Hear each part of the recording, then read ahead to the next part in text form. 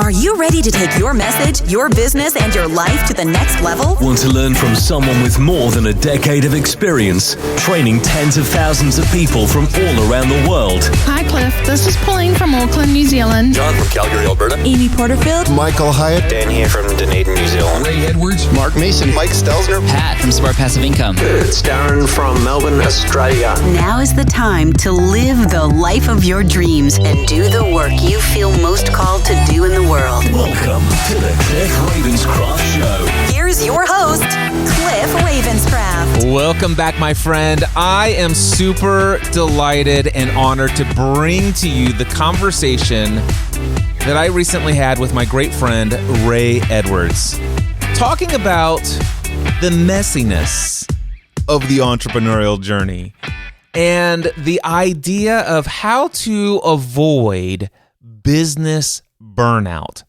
Now, business burnout, the topic in and of itself, that language never came into our conversation. And that's because of the fact that, now that I think about this conversation in hindsight, looking back, I'm like, yeah, this is really a great conversation about how to avoid business burnout. But when we started this conversation, we were kind of just going with the flow. You kind of pick it up. We let the cat out of the bag at the end. You'll hear in the conversation that it's like, oh, we pulled that together without having a clear plan of exactly what we're going to talk about. In this public content, I prefer to create outlines of where I'm going. What's the destination? And what are some of the waypoints that we're going to stop off at along the way? I like to take you on a little bit of a journey. And I like to know, as your tour guide for the next hour, where am I taking you? But occasionally, I say, hey, where are you going? You know what? I'm just in town for a few hours. Why don't you just take me on a tour? Just whatever comes up. Just let's go for a ride. So that's what we did on a recent live stream together. But it turned out to be this brilliant conversation about how to avoid business burnout. And it's about finding this secret in life and in business, but it's every area of life. That what we're talking about doesn't just apply to business. But in my mind, in my heart, this conversation, I want to speak to the business owners. I want to speak to the entrepreneurs. I want to speak to those of you who are thinking about leaving the day job in pursuit of the grass that's greener on the other side. You maybe want to leave so that you can have more freedom to do what you want when you want. Maybe you want to remove that ceiling off of your income.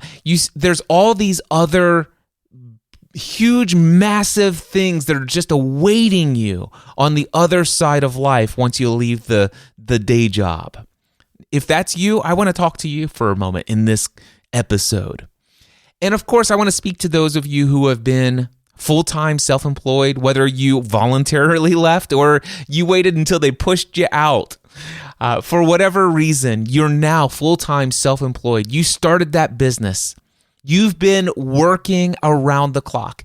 You have taken courses, read books, all about marketing, how to get out there and land new clients, new customers. You've learned all of these things and you have been struggling. I want to speak to you with this conversation that I shared with Ray. And then, of course, I want to speak to those of you who have been in business for several years and you've seen some success financially, some months better than others, but overall, you've kind of got a repeatable process that will work and you have confidence in it now. It took a lot of courage to get there, but you've got confidence that you've got a plan that will work overall, but yet you find that you're still not as fulfilled as you thought you would be when you first built the business. And of course, there's one other group of people that I want to speak to, and that's the one who is on the borderline of business burnout. Or maybe you've just crossed over the borderline and you are burned out with your business. If any of those describe where you've been and or where you are or where you feel like you may be heading, this conversation is for you. I'm joined by my best friend on the planet, Ray Edwards from rayedwards.com. Ray, how are you, brother? I am fantastic and excited about this conversation, and I love what you've been doing here with these lives. So it's a real privilege to be invited to be part of this one. Well, thank you. I'm honored to have you here, and I'm just honored to do life with you, quite frankly. What I want to talk about today, and I just want to set this up right out of the gate, is I want to talk about the messiness of the entrepreneurial journey. Let me set it up like this. Recently, I had somebody purchase my Free the Dream online course, freethedreamcourse.com, by the way. He purchased the Free the Dream online course, and I'm like, hey, I saw that you purchased this. I wanted to reach out and personally say thank you. I just sent you a Facebook friend request. I see we're already connected on LinkedIn. I see the mutual connections we have. Wow, I'm so honored. Hey, number one, let me ask you this. How long have you been following me? And number two, what made you decide to buy the Free the Dream online course? Here's the email response with no personal identifying material to lead back to who this individual is. Hey, Cliff, you're welcome. I literally just got an email from LinkedIn this morning about your Free the Dream goal-setting live stream that you did recently. By the way, streaming live on the internet does have an impact of getting people's attention. Next line in the email. I decided to put it on in the background while I was working, but then I realized how significant your talk really was. So I stopped working to tune in more intently. I have been, listen to this, struggling mentally for the past year or so on what I should do with my business. And I have been depressed and unmotivated. I realize that I have been focusing on the wrong things, and that is part of why I am so unhappy.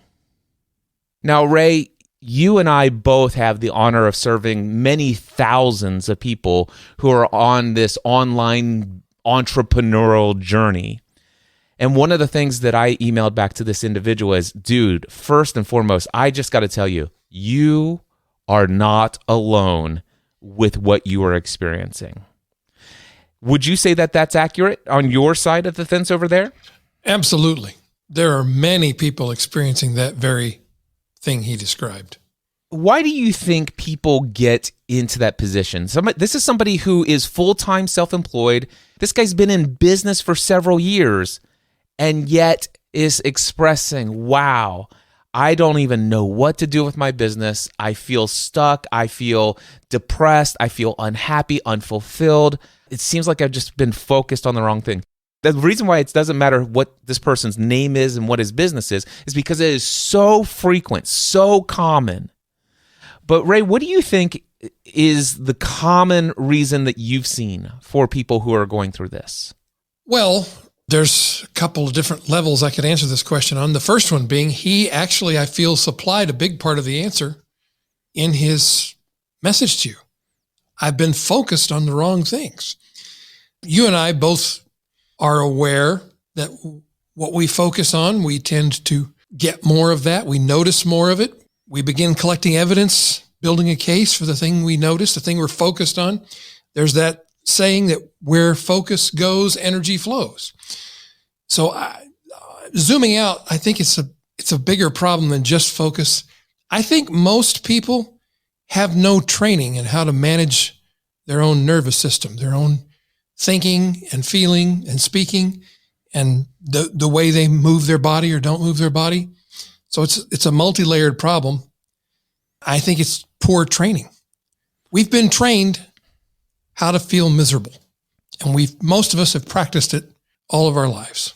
So we're really good at it. I know I have my own story of resonating with this person at a deep level, getting into business, working around the clock. My first year, I've told this story many times, working 12 to 18 hours a day, 7 days a week for 9 months without ever taking a single day off. Finally, after 9 months, by the way, with no paycheck, The business was bringing in income, paying the CPA, paying for health insurance benefits for the family, and all of the expenses and overhead of software solutions and equipment and stuff, but still no paycheck after 9 months of no day off. And then finally, for the final 3 months of my first year in business, I took 1 day a week off.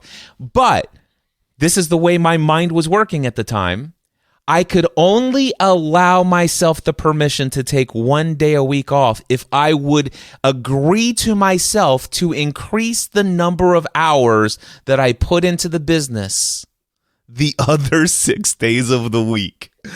And then by the end of the year, I made $11,000 net income, and I celebrated with 2 weeks in the hospital where I almost died. Hello. Yay! Welcome to entrepreneurship. I think the other thing that comes into play, and you hinted at it in your narrative just now, is we get isolated. It's one of the reasons many people become an entrepreneur because they don't want a boss. They don't want to be accountable to anyone. They want to be in charge, make the decisions, and not be questioned. I'm not saying everybody, but many entrepreneurs get into their own business for those reasons. And that puts us in a place of isolation.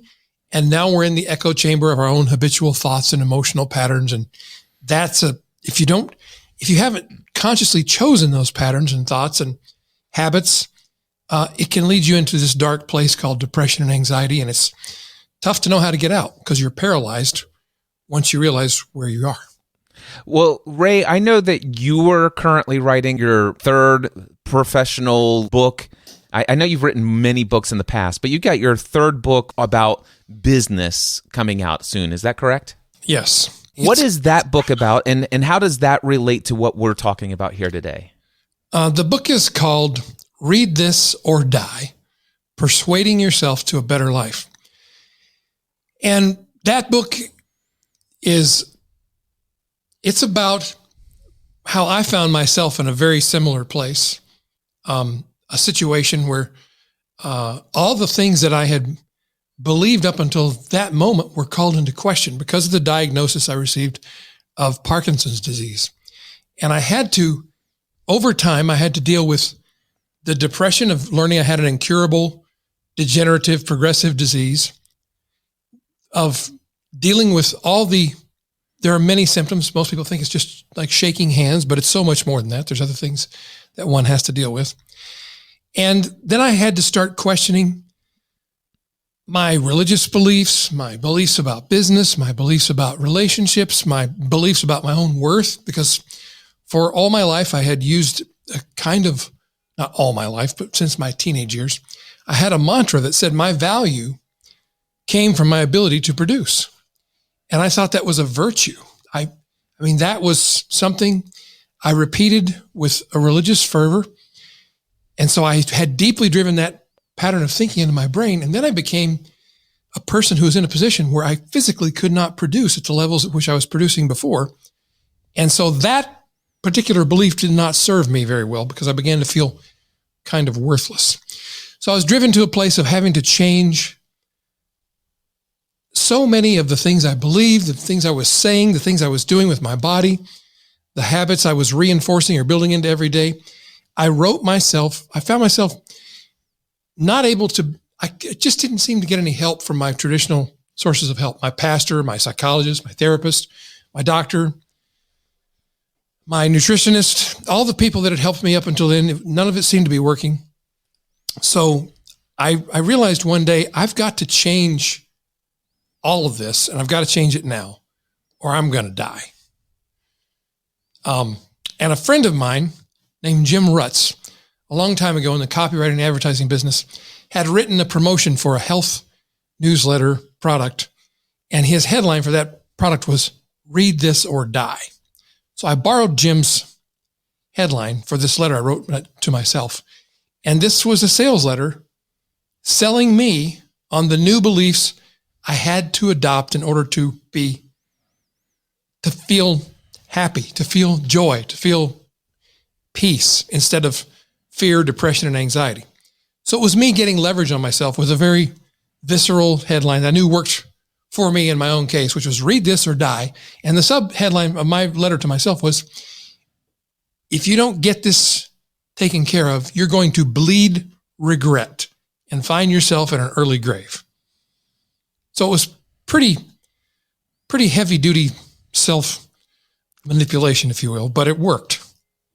Well, I'm glad it worked, and I'm thrilled to know that this book is going to be coming out. I can't wait to read because I know that you've shared the pastor framework for how to sell products and services in business. And your last book, How to Write Copy That Sells, is really a great distillation of your method of writing persuasive sales copy. But what I read about the book in its description that you shared with me is that you're actually using this same pastor framework to build a persuasive way of communicating to yourself the problem that you've got going on, the amplification of how this thing's going to go if it's not addressed, the stories and solutions that are going to be applied, the transformation that you anticipate to experience, and all this other stuff. I'm super excited about this book.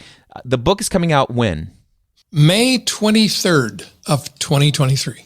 And it's already available for pre-order, which, by the way, as soon as you sent me the thing, I went into Amazon and pre-ordered right away. So just go to Read This or Die. Do a search on Amazon. You'll see the book there. There's no cover for it. It says the cover to be revealed, but it's May 23rd. Go ahead and just click that pre-order button. So, Ray, yeah, absolutely. Did you find yourself before being diagnosed with Parkinson's ever struggling with business where this is what I noticed for myself and what I notice in a lot of people that I work with today, that I got into business because I wanted freedom. I got into business because I wanted to be able to be in control of my own schedule. I got into business because I wanted to be able to do what I want when I want it. That was primarily first and foremost for me. And then I also realized that, wow, I want to go into business because I believe with business, the only limit to my income would be my imagination. And so I went to business for the freedom to choose what to do, when to do it. I went into it for the freedom of making as much money as I desire. And I went in for the desire to create something and do work that I love. And the idea was, wow, if I could do this with my most productive hours, the quote unquote work hours of the week, that would give me the most incredible life ever. I could literally have the life of my dreams. But as I shared earlier, working around the clock, never taking a day off, almost dying in the hospital just because of how terribly I cared for my physical body, what I realized is that I had very little freedom. I had very little income, and I felt chained to this business. But yet, at the same time, I knew that I was meant to go into business. I knew that I was meant to do what I was doing. I had no desire to go back to the employee lifestyle that I had previously, which I was certainly available to me. So I knew that I had a business that was running my life rather than having a life that is supported by my business. Prior to your diagnosis with Parkinson's, did you ever experience anything like this? Absolutely. And again, I think it's a very common experience. It's a very common story. I got into business to be free and to have lots of financial freedom as well, lots of financial abundance and time to do what I want. And then boom, business owner 3 years later discovers, well, I'm working the craziest job I've ever had, 80 hours a week. I have no money. I have no time. I'm a slave to the thing I created. And now I want to escape it. That's something I hear from my own clients a lot. I believe, for those of you who'd like to just shortcut to the end, I believe that it's useful to reach a place where you've concluded and you've embodied the belief that none of those things is going to make you happy. The money, the time, the supposed freedom. That's if you have all these conditions that have to happen before you can be happy, that's not freedom. that sounds more like addiction to me. Yeah. The way that I've been communicating this is that I'm still an achiever today. I claim the label as my ego, Cliff Ravenscraft personality. I am a high achieving individual, and I set big goals, and I love to set goals, and I love to go after goals.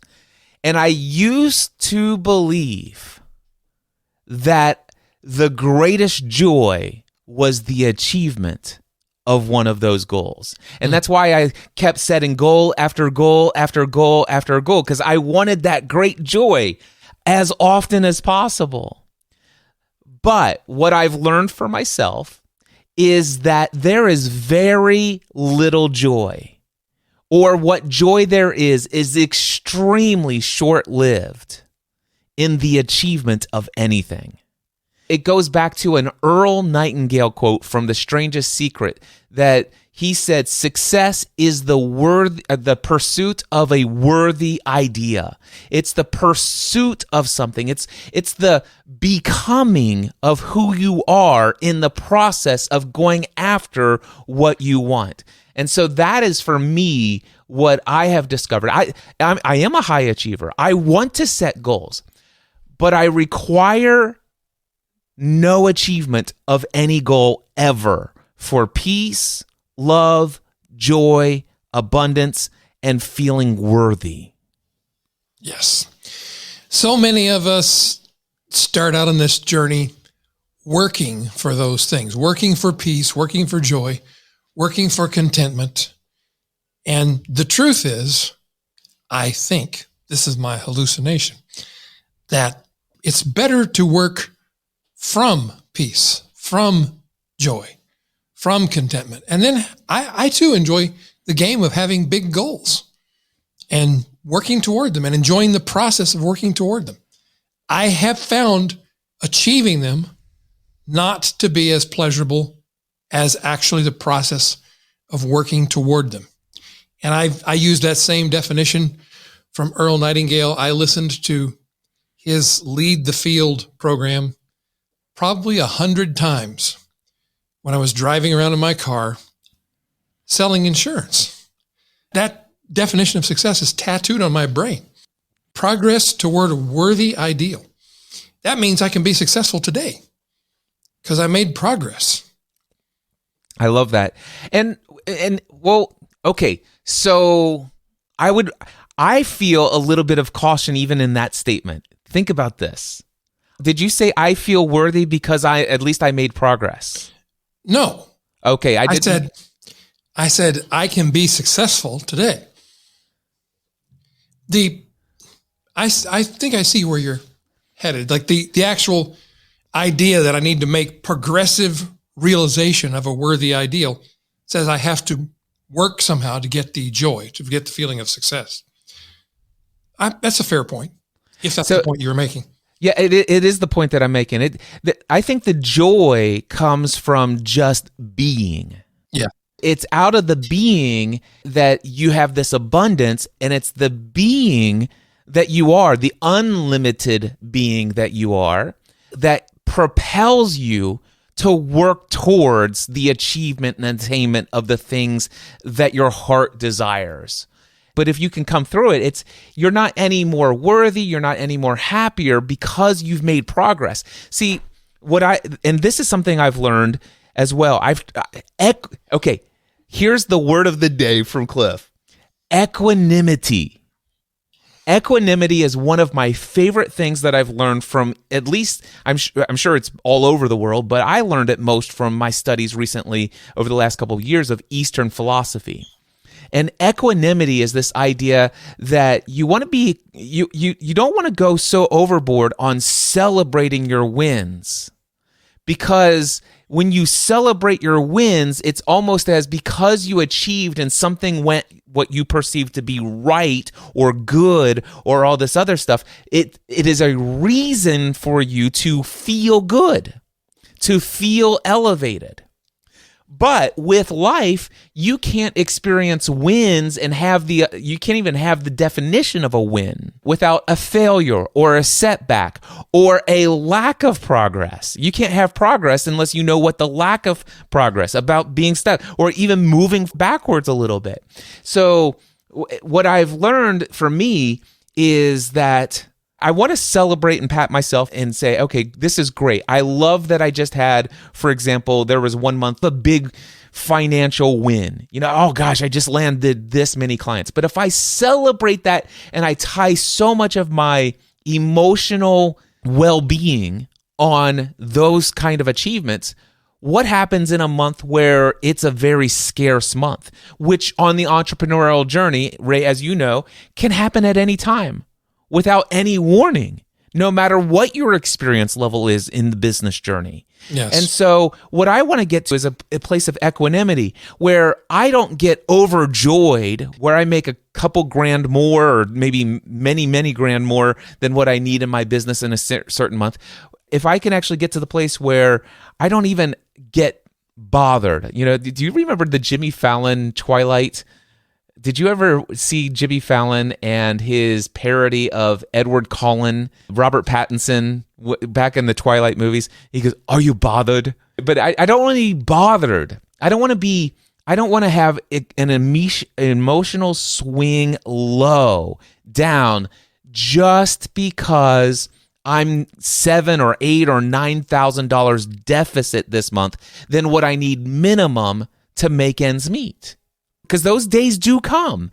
And what I need in those days, when those come, is a state of mind where I can continue to remain confident, at peace, filled with joy, so that I can creatively come up with solutions to bridge that gap financially that month, or at least the next month. That's right on target. I agree with that. It's hard for me to describe, but I'm going to try. I've reached a place where much of the time, I won't say all the time because that wouldn't be honest, but much of the time, I really don't care. I don't care what happens in the business. I don't care what happens to me. I don't care what happens in politics, because in those times, I'm in this moment, in this location, doing what I'm doing right here, right now, and I'm not thinking about all those other things, so I don't care about them. Because to care about something, you have to be thinking about it. You have to be, I think, meditating on it, or we call it worry or stressing. We're meditating on these bad things that might happen in the future. It's almost like we're praying for them in a certain kind of way. Being able to be in this moment. I mean, this is something I learned from one of my very first, very earliest mystical teachers, whom I heard say to another of his students, something like, always the future with this one. Never his mind on where he is and what he is doing. And when Master Yoda said those words of Luke Skywalker, it got my attention. And I realized that was me a lot of the time. So I just tried to be where I am, doing what I'm doing, and not be where I'm not doing what I'm not doing. And that helps me tremendously to not be attached to those outcomes. But it does happen. I do get caught up in those things, but a lot less often than in the past. One of the affirmations on my affirmation list that I memorized, and it's so ingrained in my being today, is this: I am always at the right place at the right time with the right people doing the right thing. Yeah. There's no, or another way of saying that just came to me. I'm always at the right place at the right time with the right people, experiencing the right thing for my good and for the good of others. I love that. I had already adopted that first sentence as one of my affirmations or declarations. I think I'm going to adopt the second one as well. Yeah, it's that idea that every experience of life, I have a belief that is meant for my good. And of course, Romans 8:28, I believe it is, for we know that God works together all things for the good of those who love him and are called according to his purpose. And so I do believe that every situation, every circumstance. So I do believe that when I have a significant, massive financial windfall, that's like, oh my gosh, wow, that just happened. Thank you. But just that heart of gratitude, wow, I just lost 7 clients. My income just dropped $22,000 a month from losing those clients. Wow, what an incredible experience. Thank you for this. And I'm not being facetious.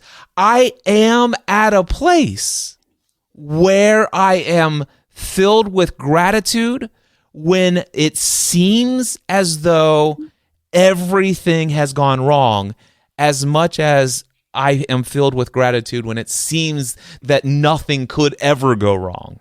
Not all of the time. Don't get me wrong. Yes. Sometimes it takes me about as little as 2 minutes up to as much as 2 hours, sometimes 2 days to get there. But I always get to that place of equanimity. I eventually get there. Like you, I have different spans of time at different. Oddly, it's not really in relation to the measurable size of the supposed problem. I've come to realize it's more about what's going on inside of my head that determines how long it's going to take me to come back to the present. I know some people get a little fretful about this whole idea because I used to really bother me when somebody said everything is happening for your good. Life's happening for you and not to you, because I could come up with several different scenarios I had personal experience with and say, well, this thing here, this disease doesn't seem to be for my good. This person that I know and care about deeply was attacked by a person with mental problems and stabbed 14 times. That doesn't seem like it was for their good. But as I get more time and perspective and see how these different situations unfold, there seems to always be the thread of how these things work for us and not against us if we can see it, if we have the eyes to see it, if we have the ears to hear what we're being taught. You and I are both admirers of Viktor Frankl's book, Man's Search for Meaning. There's a point at which Frankl makes the point that any philosophy or belief you have it won't work in a concentration camp doesn't work. And he knows because he was interred in Auschwitz and lost his family to the Nazi regime and the horrors that were perpetrated there. And yet he came out of that situation. I know you did an extensive commentary, which, by the way, if you're listening to this and you haven't heard Cliff's commentary on Man's Search for Meaning, that alone is worth you subscribing to the podcast feed that will get you access to that commentary. It's that good. Wow, thank you. That's over at trainwithcliff.com, by the way. Trainwithcliff.com. Thank you, Ray. I talk about in that commentary, I have some trauma that some people know about, not everyone. It's not important for me to talk about my traumas. But given the fact that regardless what traumas I had as a child, I know there's tons of people who have had even greater trauma. And not to mention the fact that I know since the time I was 7 years old, I've lived an incredibly privileged life. And I have a privileged life today. But what I will tell you is that I have the opportunity to coach with people who go through incredible things. I worked with a young lady who has no hands, and she just painted an entire gallery of artwork that she's now selling online, and it's beautiful work. And wow. This girl, she is a YouTube content creator. She is a filmmaker, if you will. And she has her own YouTube channel. And guess who sets up the lighting? Guess who sets up the camera? Guess who sets up everything? Her production team, of course. No, she does. She is one of the most upbeat, encouraging people, and she has no hands. She has. I don't I'm not familiar with this person's work, but I can tell from what you're saying, she has discovered the secret of being happy and being content no matter what the circumstance. And she's obviously learned to enjoy the process she developed. She had to develop to be able to do all those things, because most people would say, I got no freaking hands, so somebody else has to do it or I can't. Yeah. She figured a way to do it out, and it's not surprising that she's successful, but she's happy. She's learned that secret. It's a powerful secret to learn. It is a powerful secret. We've talked about equanimity. If there is one common thread all the way from the beginning of this live stream up until this point, it's this idea of equanimity. If you think about equanimity, a state of mind, a state of emotion, an emotional state that is relatively your home base. For those of you who are watching on video, you'll see where my hand is, which is right about mid. And what if you could actually have this equal kind of relatively, mostly optimistic, overflowing peace, love, joy? This is just where you sit. And what happened in my early days in my business, even in that first year, I experienced my highest highs. Even in the midst of working around the clock and all this stuff, at least I was doing something that I love. In fact, one of the reasons why I work so much is because I felt so drawn to it. But every time something good happened, my emotional state soared off the charts. It went, I mean, if there was 1 to 10, my emotional state went to like 50. It blew the top off of the thermometer. And then eventually I would come back to, it slowly even down right around to the middle. But if any negative thing, if my website went down for 20 minutes, dude, I went to -4. And I'm talking about I'm angry, I'm frustrated, I'm overwhelmed, I am stressed. Do you have any idea how much this impacts my financial ability to sell? I just sent out an email about this tool. I worked the last 3 weeks on this marketing campaign I just launched, and now my website, and then I'm like, okay, Cliff, but maybe you shouldn't be paying like $6.95 a month for a shared service on Bluehost for this thing that you got going on. Maybe you might want to think about using this. No, I'm really angry. I have no time to think critically about all of this stuff. I'm certainly not at fault here. I'm really angry. They guarantee 99 point something % uptime, and this isn't living up to it. And so I'm down, and this is what happened. And what I was in the hospital for in January 2009 was I had massive amounts of gallstones from the stress and the anxiety. The ups were high, the lows were low. Mm-hmm. What I'd like to consider here is how, Ray, can I know you and I are getting better at this every single day, but for those who are starting on this journey, how can we get to the place where maybe our highs, we can, in a way, maybe keep it within the scale of 5 to 9.5 or 10, not go so far above 10 that we break the chart that way. And how can we keep our lows going all the way down to 1 or 2 all of the time? How can we get to the place where eventually, it's like, okay, I need $20,000 a month every month in my business. I just had a $52,000 a month. Wow, that brings me up to about a 7. That was really cool. Whereas, wow, I just had 5 clients who pay me $2,250 a month within 90 days drop off. Wow, that brings me down to about a 4.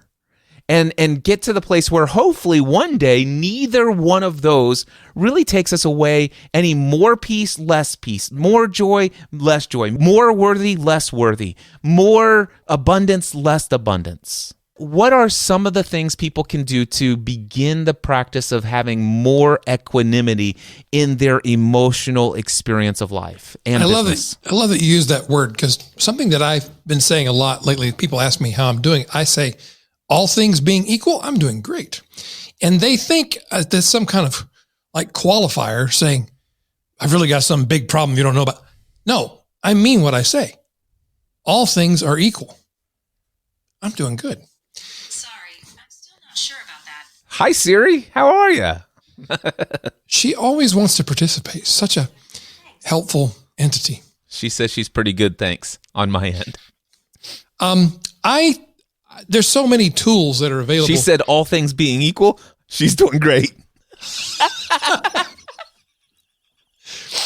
I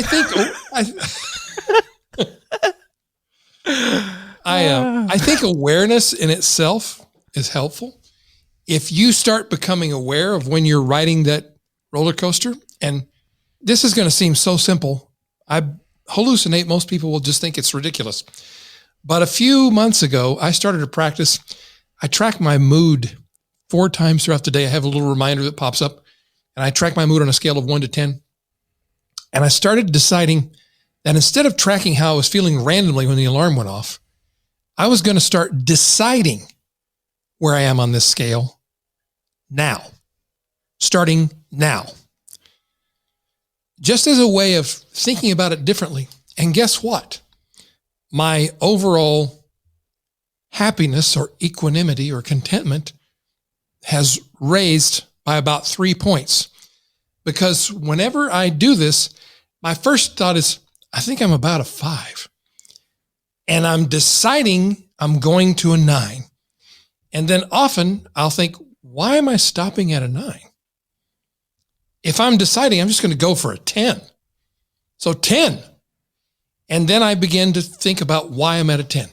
Because I'm breathing, because I'm upright, because I'm able to do these things that I'm doing today, because I have a great cup of coffee in front of me. I just look at where I am with what I'm experiencing and fill up on that. So maybe that's too simple, but if that has any appeal to you at all, you could just start deciding where you are when you begin your day or when you're thinking about it throughout the day.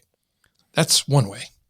I like that. I had a client recently who said, I'm really overwhelmed right now, and I'm trying to figure out how to find some sort of balance of where I am, a balance between achievement and giving myself grace and not speaking to myself the way that I do about my current situation, current circumstance. So he shared a couple of things that are going on. Number one, I have this goal of having, onboarding 3 new clients by the end of this year. Currently, I only even have 1 in the process. I have to have 2 more. I currently now have 2 households. I just bought another house, and I have all sorts of things that need to be done before Christmas so that I can be prepared, so that I can have my children come and spend the holidays with me. And also and here's the exact link, it weighs on me that I have put so much time into this online course and it's still not selling. And not to mention the fact that there's just a whole other plethora of and loneliness was another thing. He said, my personal network, if you will, is very small. And so there's also a loneliness happening here. So with all of this, he's like, I'm really struggling. I bet. Yeah. And so, and one of the things that I'm like, I had a whole monologue, by the way, and it's in the most recent episode of the Train with Cliff audio journal podcast, which came out today on Saturday, December 3rd, over at trainwithcliff.com, by the way. My entire monologue is there. I share all of that to say this. So this is a situation where this person is. And for the last couple of weeks, I'm like I always am. In the Green Room Mastermind, Michael Stelzner always asks, Cliff, how you doing? And Ray, do you know what I say to him every single week for more than a decade now? Something like the best I've ever been and getting better every day. Yeah, I say, I've never been better, and it gets better every single minute of the day. Yeah. Every now and then I switch it up and say, I've never been better, and it gets better every millisecond of the day. Now, I only say that when I am living in the present moment and I actually have the perception and perspective of this equanimity. See, I'm still bringing the core theme. I'm pulling the thread even further into this conversation. Well done. Thank you, sir. All right. So when I'm in the moment, I say it. If I'm not in that moment, if I'm in one of those delayed reaction times when an unexpected, undesirable, and inconvenient circumstance that shows up into my life, every now and then there's a little bit of delay before I get bounced back up into my median, if you will. And if you were to ask me then, how are you doing, Cliff? I'm doing really well, thank you. But almost always, I will say, I've never been better. Gets better every minute of the day. Thank you. So I said, let me tell you something. I did have a $52,000 month in September. Hurrah. Hurrah. Yeah. So I had a $52,000 month in September. And I did have my $22,000, which is above what I need. I need $20,000 every month in my business to make my financial needs and provide for my family and my community the way that I am used to doing so. Anything less than $20K is uncomfortable, inconvenient, undesirable. I'm in a place in my business through nobody's fault other than by the way that I've chosen to do things, where currently my recurring revenue that is anticipated and expected and somewhat as guaranteed as it can be because people are contractually agreed to X number of months of this, I'm currently sitting at a forecasted every single month of $12,000. $8,000 less than what I need every month. Hurrah. Hurrah! But it's no big deal because every month I have a process where I bring on new clients. And for the last 9 months, there's typically almost always been at least one person who pays in full. And I very rarely make a proposal less than $12,000. And so all of this, but here I was in the month of November, for the first 3 weeks of the month of November, and not one new client onboarded. But not only that, I'd only talked to 2 potential clients. Hurrah! Right? Hurrah. So why is that? Well, I was working on a course, of course, that I've actually invested over $125,000 in its production, which is not selling really well. So I've got that going on. Here's the thing, though. It's not weighing on me at all. I just chose to focus on improving my marketing message. I know one day I'm going to get this thing right. There's been about 150 people who's purchased this thing. Their lives are transformed. If I could just figure out how to communicate everybody they would have this experience, it's all going to work out one day, someday. And I just chose to focus the first week and a half of November. Then for the rest of the time, all the way up until this conversation, I am experiencing severe chest pain and shoulder and neck pain all the way from my neck all the way down in my arm. And I had this a couple years ago and I went to the hospital. I thought I was having a stroke. It turned out that I had a pinched nerve in my neck or my shoulder. And eventually it all went away. And so far it seems to be that's what it is. I mean, I'm still here weeks later. I don't know how long a stroke can last, but anyway. But there was thoughts in my mind, and as a result of all of this pain, it was physically exhausting. And so as a result of that, anytime I'm not doing something that's required for my facilitation of meetings and all this other stuff, I was literally sleeping 2, 4, sometimes 6 extra hours a day. And that's why there were so few new onboarding of potential clients. And so here I am, all of this stuff, and I just simply, it's like, And I did dip down, not below the 0 level, not even down to 1, but I dipped down to some 2s and 3s, which all of a sudden starts like, wow, I wonder if I'm going to wake up from this nap. That thought kind of creeped in, and I'm like, I'm okay if that happens, was the answer. I've lived a great life. If that's what it takes, it is what it is.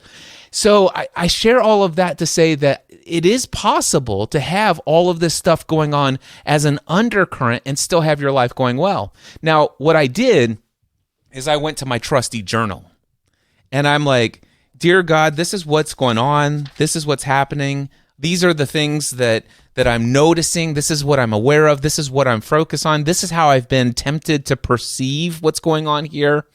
I have absolute faith. I do not doubt ultimately that everything's going to work out, even if they don't work out the way that I desire. But just in case you're interested, I'd like to give you a list of things that I desire. And Ray, this is what I wrote. Are you interested in hearing what I wrote? Very much so. I desire for my body to fully heal itself through the same power that caused it to come into being. I desire my body to have the energy and motivation for all that I am inspired to do. I desire inspiration to lead me to what will continue to provide for the financial needs of my family and my community. I desire to be of service to others at the highest level. I desire each of my children and my wife to feel my service at the highest level, well above what my clients receive from me. I desire for a heart filled with gratitude, for there is surely an abundance of things to be grateful for. I desire to embrace the journey ahead with faith and courage. The day after I wrote that was Black Friday.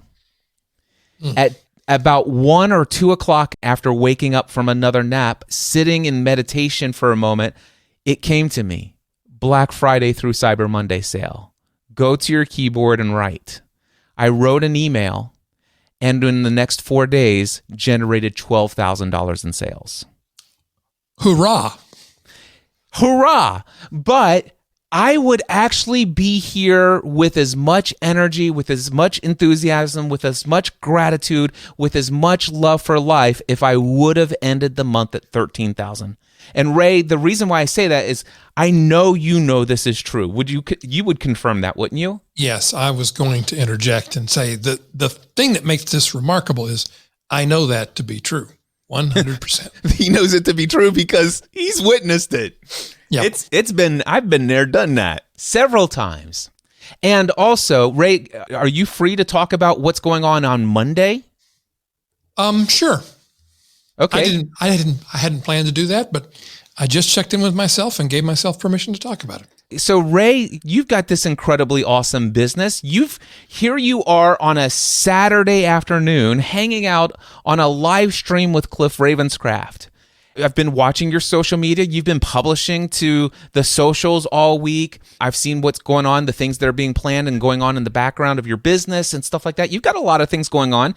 You've been working in your business this past week, correct? Correct. All right. Anything happening for you, like in the week ahead? Anything special coming up that's out of the ordinary? Well, Monday I'm having brain surgery. I think that might be what you're referring to. I'm having a procedure called deep brain stimulation. So the neurosurgeon will be cutting 2 small holes in my skull and inserting 2 long leads or electrodes deep into my brain. And then a week later, after that has all healed up, they'll connect a power pack and a controller that'll be under the skin of my chest and connect to the device in my brain. It'll regulate the brain waves and should eliminate, over time, it takes time to adjust it, but should eliminate most of the symptoms of Parkinson's that have been troubling me very much over the last year or two. So it's very exciting. And it's also a little thrilling. So I'm experiencing a range of emotions, but hurrah. Hurrah! This is equanimity. I didn't know if we would go there or not, and I'm thrilled that you felt the desire to move forward with this, because what I wanted to demonstrate is that you have been fully present, high energy, optimistic, giving, serving of the people who are here. And here we are, and in 2 days. And here's the situation. Ray sent me a link. It says, Cliff, if you're interested, here is step by step exactly what I'm going through. And I'm like, wow. Okay. Wow. Yeah, that's a lot. It's pretty interesting. You're awake during the procedure. My doctor sent me some surgery notes ahead of time. And one of the things he said was, I will need your assistance during the surgery, so I'll be keeping you awake. And I thought about that for a moment, and I decided right then and there, I'm going to start adding to my byline, assistant neurosurgeon, because it'll be true. Yeah. I'm assisting the neurosurgeon. This has been an opportunity for me to put to work and to test the things I wrote about in this book and the things I've been working on a personal basis of developing that equanimity you've been talking about. And you've been pivotal in coaching me through this process over time, as you know.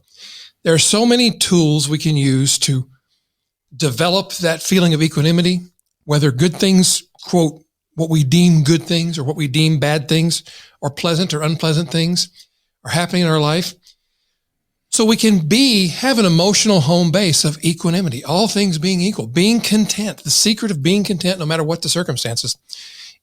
So I think it's valuable. While we've offered some tips and thoughts here, I think it's valuable.